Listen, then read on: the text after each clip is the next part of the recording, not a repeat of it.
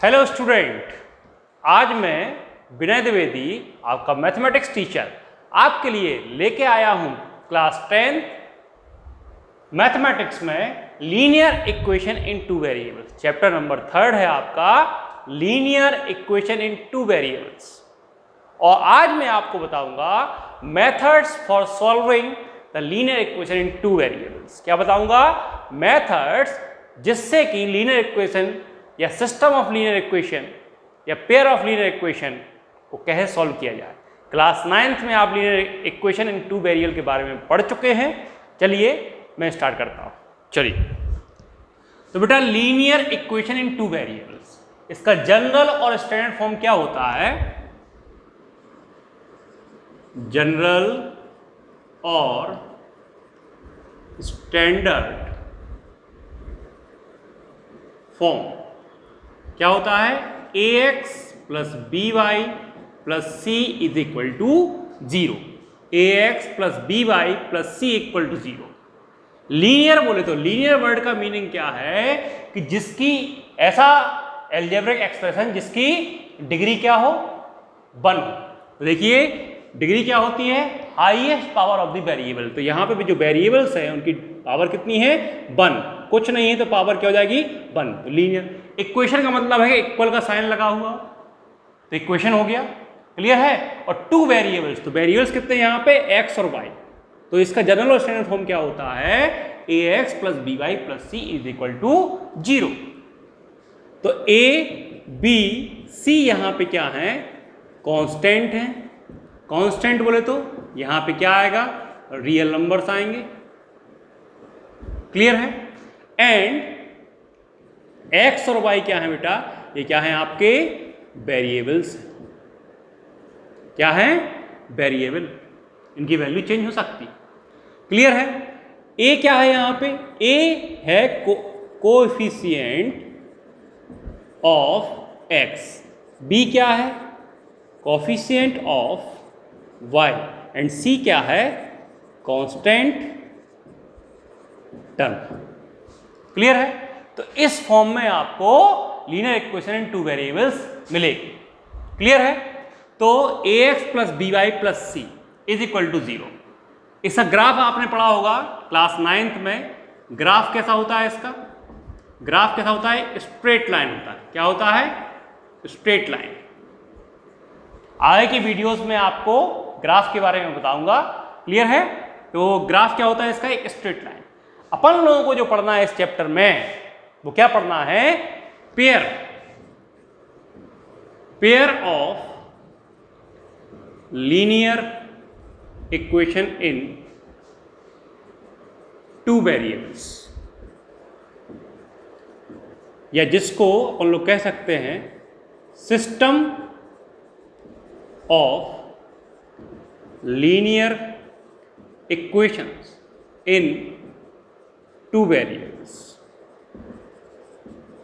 Clear है? अब कैसे लिखेंगे? मतलब अपन को दो लीनियर इक्वेशंस लिखनी है, तो कैसे लिखेंगे? देखिए बेटा, इसका स्टैंडर्ड और जनरल फॉर्म क्या होगा? वो होगा a1x plus b1y plus c1 is equal to 0 and दूसरा a2x plus v2y plus c2 is equal to 0। ये आपका क्या हो जाएगा यहाँ पे? Pair of linear equation in two variables, मतलब system of linear equation in two variables, simultaneous equations. Clear है? कितनी? 2। क्लियर है? अपन लोगों को क्लास 10th में दो लीनियर इक्वेशन पढ़नी, मतलब उनका जोड़ा पढ़ना है, पेयर पढ़ना है, और उनको कैसे सॉल्व किया जाता है। क्लियर है? कैसे सॉल्व किया जाता है उसके बारे में पढ़ना है। तो सॉल्व करने के यहाँ पे कई सारे मेथड। आज मैं आपको क्या बताऊंगा? Substitution method. कौन सा मेथड बताऊंगा? वैसे मेथड कौन कौन से होते हैं मैं लिख देता हूं यहाँ पे। Methods for solving the pair of linear equations. Clear है? तो सबसे पहला जो मेथड है आपका वो क्या है? ग्राफिकल मेथड, जिसका थोड़ा बहुत नॉलेज आपको जो है ग्राफिकल मेथड का नाम तो नहीं पता आपको, लेकिन ग्राफ बनाना आपको आता है। क्लास 9th में आप पढ़ चुके हैं। नहीं पढ़े हैं तो मैं आपको बताने वाला हूं। चलिए दूसरा जो है वो क्या है? Substitution, substitution method. थर्ड जो है आपका वो क्या है, एलिमिनेशन मेथड बाई किसके द्वारा, equating the coefficients. And fourth method is बेटा, फोर्थ मेथड है आपका cross multiplication, cross multiplication method. So there are four methods for solving the linear equation, the pair of linear equation two variables. कितने, 4 method. मैं आज आपको बताने वाला हूं सब्स्टिट्यूशन, फिर अगली वीडियोस में बताऊंगा मैं आपको एलिमिनेशन, उसके बाद क्रॉस मल्टीप्लिकेशन, और लास्ट वीडियोस में, क्योंकि ये थोड़ा सा कॉन्सेप्चुअली है, इसको मैं आपको सबसे लास्ट वीडियो बताऊंगा ग्राफिकल मेथड। सबसे पहले सब्स्टिट्यूशन से स्टार्ट करेंगे, फिर एलिमिनेशन, क्रॉस मल्टीप्लिकेशन, फिर लास्ट में आपको ग्राफिकल मेथड बताऊंगा। क्लियर है? तो linear equation in two variables को अपन लोग कैसे रिप्रेजेंट करते हैं स्टैंडर्ड जनरल फॉर्म में, ax plus bi plus c equal to 0। अब आपको दो इक्वेशंस लिखनी है, तो कैसे लिखेंगे, a1x plus b1y plus c1 is equal to 0, a2x plus b2y plus c2 equal to 0। और यहां पे कहानी क्या है बेटा, यहां पे वेयर a1 और a2 जो है इस केस में कोफिशिएंट्स ऑफ x है, b1 और b2 क्या है, कोफिशिएंट ऑफ y है, एंड c1 एंड c2 क्या है, कोफिशिएंट नहीं, कांस्टेंट टर्म। इतना आपको क्लियर हो गया होगा। तो सबसे पहले लीनियर इक्वेशन टू वेरिएबल को कैसे लिखते हैं, उसका स्टैंडर्ड जनरल फॉर्म क्या होता है, पेयर कैसे लिखेंगे, मतलब कैसे दो इक्वेशंस कैसे लिखेंगे अपन लोग एक साथ, इस तरीके से। ये जनरल और स्टैंडर्ड फॉर्म, मतलब कि लीनियर इक्वेशन टू वेरिएबल का रिप्रेजेंटेशन इस तरीके से किया जाता है। और ध्यान रहे, a1 a2 क्या है, कोफिशिएंट्स ऑफ x है, b1 b2 क्या है, कोफिशिएंट ऑफ y है, एंड c1 c2 क्या है, कांस्टेंट टर्म। तो वीडियो को रोकिए बेटा और नोट कर लीजिए।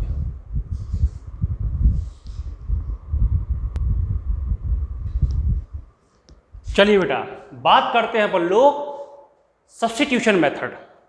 सब्स्टिट्यूशन मेथड में अपन लोग क्या करना होता है बेटा, अपने पास कितनी इक्वेशंस हैं, 2 इक्वेशन है, there are 2 equations, 2 linear equation in 2 variables. Question है आपके पास, तो 2 इक्वेशन में से आप फर्स्ट इक्वेशन ले लीजिए। किसको ले लीजिए, फर्स्ट इक्वेशन। और फर्स्ट इक्वेशन में से आप जो है किसकी वैल्यू आप फाइंड कीजिए, बाय की वैल्यू, बाय ट्रांसपोजिशन। ट्रांसपोजिशन करके क्या करेंगे, बाय की वैल्यू निकाल लेंगे। बाय की वैल्यू फर्स्ट से निकालेंगे और कहां पुट कर देंगे, इक्वेशन नंबर सेकंड में। क्लियर है? और जब इक्वेशन नंबर सेकंड में वैल्यू पुट करेंगे तो अपन लोगों को एक x की पर्टिकुलर वैल्यू मिल जाएगी। उस x की वैल्यू को अपन लोग जो y की वैल्यू आई थी उसे पुट कर देंगे तो अपन लोगों को y की वैल्यू आ जाएगी। तो x और y की वैल्यू अपन लोग इस तरीके से फाइंड कर लेंगे। क्लियर है बेटा? चलिए अपन लोग क्वेश्चन के द्वारा समझते हैं कैसे करना है। सबसे पहले बहुत ही ईमानदारी से आप लोग समझेंगे, और अभी तक आप लोगों ने चैनल को सब्सक्राइब नहीं किया है तो please subscribe the channel and press the bell icon. आप लोग बेल आइकन का बटन भी दबा दीजिए जिससे कि आपको आगे के आने वाले नोटिफिकेशंस आसानी से मिलते रहे। और मैं इस चैप्टर को पूरा ही कवर करने वाला हूं, छोटी छोटी बातों पर भी मैं बात करूंगा, क्योंकि अब आपका जो है 2022 एंड 23 में पूरा पेपर आना है, पूरा सिलेबस आना लगभग। क्लियर है? और ऐसा नहीं है कि आधा पहले आएगा फिर आधा बाद में आएगा। टर्म 1 एंड टर्म 2 कैंसिल हो गए हैं। आपके जो है टर्म 1 एंड टर्म 2 की जगह आपका एक ही पेपर होगा लास्ट में। क्लियर है? तो बहुत ही ईमानदारी से पढ़ना है। क्लियर है? क्योंकि इसके बाद जो आपका क्वाड्रेटिक इक्वेशन है और अरिथमेटिक प्रोग्रेशन है उसमें भी इसका यूज होता है। क्लियर है? कैसे करेंगे चलिए देखते हैं बेटा। तो सबसे पहले अपन लोग क्या करेंगे, इसको इक्वेशन नंबर 1, इसको इक्वेशन नंबर 2 लेट कर लेंगे। अपन लोगों ने इसको इक्वेशन नंबर 1, इसको इक्वेशन नंबर 2 लेट कर लिया। अपन लोग वैसे तो कोई सी भी इक्वेशन ले सकते हैं, लेकिन अपन लोग सबसे पहले फर्स्ट इक्वेशन की बात करेंगे। इसकी इक्वेशन की बात करेंगे, फर्स्ट इक्वेशन। तो ऑन टेकिंग, क्या लिखेंगे बेटा, on taking equation number first, equation first equation अपन लोग बेटा इस तरीके से ले लेंगे। क्या है equation first? 2x plus y equal to 7। First equation से अपन लोग y की वैल्यू निकाल सकते हैं। निकालने के लिए आप x भी निकाल सकते हैं, फर्स्ट नहीं आप सेकंड इक्वेशन भी ले सकते हैं, जो मर्जी आप कीजिए, y की जगह आप x ही फाइंड कीजिए। लेकिन मैं भी आपको बता रहा हूं क्योंकि स्टार्टिंग है, मैं आपको समझा रहा हूं। तो देखिए आप सबसे पहले क्या करेंगे, y की वैल्यू फाइंड करेंगे। y की वैल्यू कैसे फाइंड करेंगे बेटा? देखिए y की वैल्यू फाइंड करने के लिए y के साथ कैसे एडिशन में क्या है 2x है तो इसका ट्रांसपोजिशन हो जाएगा। तो y इक्वल टू क्या आएगा 7 माइनस के 2x। क्या जाएगा? y equal to 7 minus 2x। ये आपकी इक्वेशन नंबर 3 हो गई। क्लियर है? तो y की वैल्यू आपने फर्स्ट इक्वेशन सबसे पहले आपने ली, उससे y की वैल्यू क्या निकालना है 7 माइनस 2x। कैसे निकालना है? ट्रांसपोजिशन से। तो ट्रांसपोजिशन में ट्रांसपोजिशन में क्या कहता है आपको पता होगा कि जिसकी वैल्यू फाइंड करनी है, y की वैल्यू फाइंड करनी है, y के साथ उसके साथ जो कुछ भी होता है उसका ट्रांसपोजिशन किया जाता है। तो 2x का ट्रांसपोजिशन करेंगे तो यहाँ पे एडिशन में तो कहाँ चला जाएगा? माइनस में चला जाएगा, सब्ट्रैक्शन चला जाएगा। क्लियर है? तो y इक्वल टू क्या हो जाएगा 7 माइनस 2x। चलिए अब इस y की वैल्यू कहाँ रखनी है? फर्स्ट से निकालनी है, सेकंड में पुट करेंगे। तो क्या करेंगे पल्लो? On putting the value of y in equation second equation में अपन लोग वैल्यू रखेंगे y की। तो सेकंड इक्वेशन क्या है? सबसे पहले अपन लिखे तो 4x माइनस 3 और y की वैल्यू क्या है? ब्रैकेट यूज करेंगे 7 माइनस 2x। लिखने का तरीका आपको आना चाहिए, मैथमेटिक्स लिखने का तरीका आपको, और method of writing the mathematics आपको आना चाहिए, क्योंकि अब जो मार्क्स आपके ऐसे ही मिलने वाले हैं। क्लियर है? ऑब्जेक्टिव आपके जितने बोर्ड देगा उतना देना ही देना है। क्लियर है?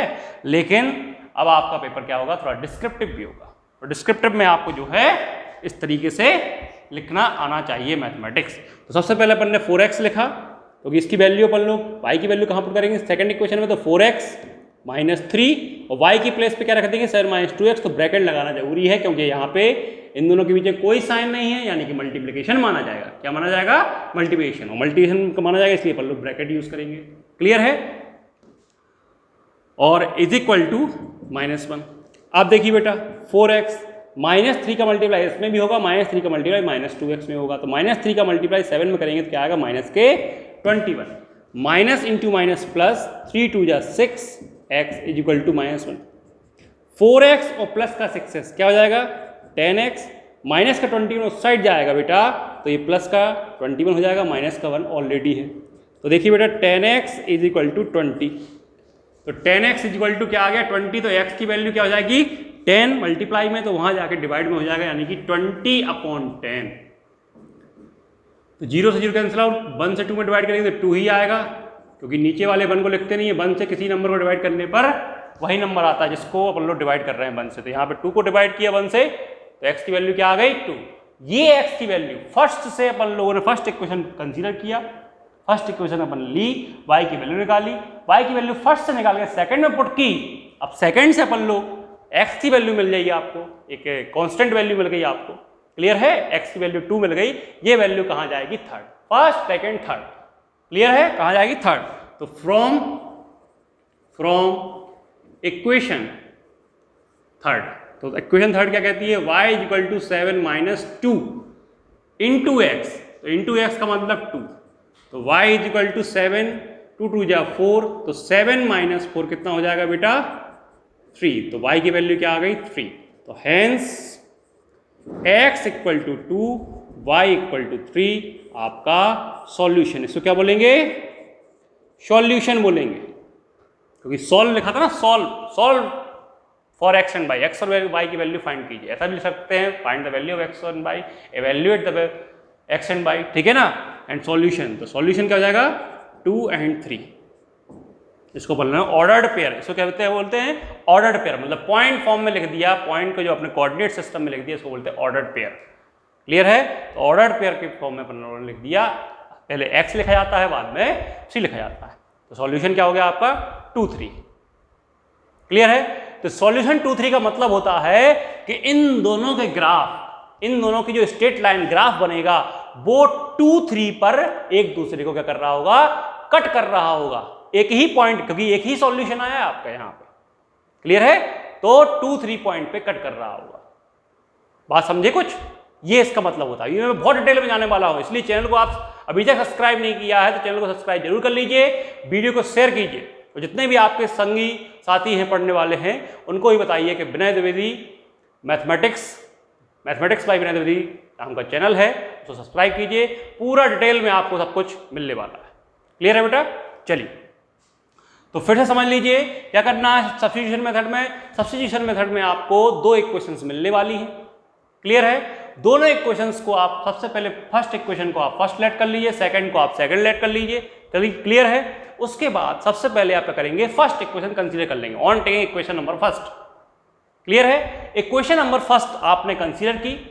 इक्वेशन नंबर फर्स्ट से चाहे आप x की वैल्यू निकालिए चाहे y की वैल्यू निकालिए, तो आप क्या निकाल रहे हैं, y की वैल्यू निकाल रहे हैं यहाँ पे। तो y की वैल्यू निकालने के लिए 2x का ट्रांसपोजिशन करेंगे। तो जब भी ट्रांसपोजिशन करते हैं तो 2x एडिशन में था तो वहां जाए काय में जाएगा, सब्ट्रैक्शन में जाएगा, मतलब माइनस का 2x हो जाएगा। क्लियर है? तो 7 तो यहां रहा, 7 की प्लेस चेंज नहीं हो गई, 2x की प्लेस चेंज हुई है। 2x कैसा था, पॉजिटिव था, तो कैसा हो गया, नेगेटिव हो गया, क्योंकि कोई साइन नहीं है यहाँ पे, तो क्या माना जाएगा, पॉजिटिव माना जाएगा। तो y की वैल्यू मिल गई, लेकिन y की वैल्यू किसकी फॉर्म में मिली, x की फॉर्म में। अब ये वैल्यू को अपन लोग जो है, ये इक्वेशन जो है आपकी, इसको थर्ड मान लेंगे। फर्स्ट से वैल्यू निकाली y की, कहां पुट करेंगे, सेकंड में। सेकंड इक्वेशन क्या है, ये है, तो 4x का 4x माइनस 3, y की वैल्यू क्या है 7 माइनस 2x, तो ब्रैकेट लगाएंगे 7 minus 2x is equal to -1, तो -1। अब 4x ज्यों का त्यों -3 का मल्टीप्लाई इन दोनों में करेंगे बेटा, 7 माइनस 2x में। क्लियर है? तो 7 में करेंगे तो -20 और माइनस इंटू माइनस प्लस हो जाता है, और 3 into 2x 6x is equal to -1। 4x like sign add हो जाते हैं और सब्ट्रैक्ट हो जाते हैं, ठीक है ना। तो 4x प्लस 6x क्या हो गया, 10x माइनस 21 उस साइड चला जाएगा, तो प्लस का 21 हो जाएगा। प्लस का साइन आगे लिख नहीं रहे हैं, माइनस का 1 यहाँ पे था तो माइनस का 1 ही रहा। तो 10x ज्यों का त्यों 21 माइनस 1 कितना हो गया, 20। तो 10x की वैल्यू क्या आ गई, 20 आ गई। तो x की वैल्यू क्या आ गई बेटा, x की वैल्यू आएगी 10 में चला जाएगा, क्योंकि यहाँ कोई साइन नहीं हुई, तो मल्टीप्लाई वाला कहाँ जाता है, डिवाइड में, ट्रांसपोजिशन में। क्लियर है? ट्रांसपोजिशन करने पर मल्टीप्लाई वाला कहाँ जाता है, डिवाइड में जाता है। तो डिवाइड में चला गया बेटा ये। तो 20/10 जब अपन लोग सॉल्व करेंगे तो 0 से 0 कैंसिल आउट कर दिया, 2/1 मतलब 2। क्लियर है? x की वैल्यू आपको मिल गई। ये x की वैल्यू कहाँ पुट कर देंगे आप, थर्ड इक्वेशन में। तो from equation third equation y equal to 7 minus 2x, मतलब x की प्लेस पे क्या रख दिया, 2, क्योंकि x की वैल्यू क्या आई 2, 2 जा 4 हो गया, 7 माइनस 4 कितना हो गया, 3। तो x equal to 2, y equal to 3, ये आपका आंसर रहा। अब हमें कैसे पता चलेगा कि सर हमारा आंसर सही है? तो आप क्या करेंगे, अपने आंसर को चेक करने के लिए क्या करेंगे बेटा, LHS में, इन इक्वेशन में LHS में x और y की वैल्यू पुट कीजिए और 7 आना चाहिए। तो सबसे पहले फ्रॉम इक्वेशन फर्स्ट की बात करेंगे अपन लोग, फर्स्ट इक्वेशन की बात करेंगे, तो क्या है 2x plus y is equal to क्या है 7। तो LHS कंसीडर करेंगे बेटा अपन लोग, तो 2 x की वैल्यू 2 है प्लस y की वैल्यू 3 है, तो 2 2 जा 4 प्लस 3 यानी कि 7, यानी कि RHS इक्वल टू सेम आ गया, 7 चाहिए तो 7 आ गया। सेकंड इक्वेशन क्या है बेटा आपकी, सेकंड इक्वेशन है 4x minus 3y is equal to -1। LHS में अपन लोग पुट करेंगे वैल्यू, क्या आई कहानी, 4x, x की वैल्यू 2 माइनस 3, y की वैल्यू 3, तो 4 2 जा 8 माइनस 3 3 जा 9, 8 माइनस 9 मतलब -1, और यही RHS में था। तो LHS में वैल्यू पुट करने पर RHS मिल रहा है, मतलब वेरीफाई हो रहा है। इक्वेशंस कैसी हो रही हैं, वेरीफाई हो रही है, मतलब अपना सॉल्यूशन क्या है, बिल्कुल सही है। और x की भी एक ही वैल्यू मिल रही है, y की भी एक ही वैल्यू मिल रही है, तो मतलब क्या है, दोनों लाइन, दोनों इक्वेशंस के जो ग्राफ होंगे क्या होंगे, स्ट्रेट लाइन, दोनों स्ट्रेट लाइन एक पॉइंट पे, सिर्फ और सिर्फ एक पॉइंट पे एक दूसरे को इंटरसेक्ट कर रही हैं, intersect at one point, only on one point. और इस तरीके सॉल्यूशन को क्या बोला जाता है बेटा, यूनिक सॉल्यूशन। क्या बोला जाता है, यूनिक सॉल्यूशन, मतलब कि वन सॉल्यूशन, एक ही सॉल्यूशन। क्लियर है, ओनली ऑन वन, ठीक है ना, ओनली वन सॉल्यूशन, उस जैसा कोई नहीं। क्लियर है, अभी आपको बहुत सारे पढ़ा, अभी तो मैंने स्टार्ट किया है बेटा। तो स्टार्ट में सबसे पहले आपको छोटी से छोटी चीज बता रहा हूं। क्या बता रहा हूं कि सब्स्टिट्यूशन मेथड से कैसे पेयर्स ऑफ लीनियर इक्वेशंस को आप सॉल्व करेंगे, कैसे सिस्टम ऑफ लीनियर इक्वेशन को आप सॉल्व करेंगे इस तरीके से। तो वीडियो को रोकिए बेटा और इसको नोट कीजिए। ध्यान रहे, इक्वेशन नंबर फर्स्ट कंसीडर करेंगे, उससे y की वैल्यू निकाली, y की वैल्यू इक्वेशन नंबर सेकंड में पुट कर दी, सेकंड में पुट करने पर x की वैल्यू मिली, x की वैल्यू कहाँ कर दी, थर्ड में, y की वैल्यू मिल गई, आपका आंसर आ गया। क्लियर है? चलिए इससे थोड़ा एक डिफिकल्ट क्वेश्चन कंसीडर करते हैं। वीडियो को रोकिए और नोट कीजिए।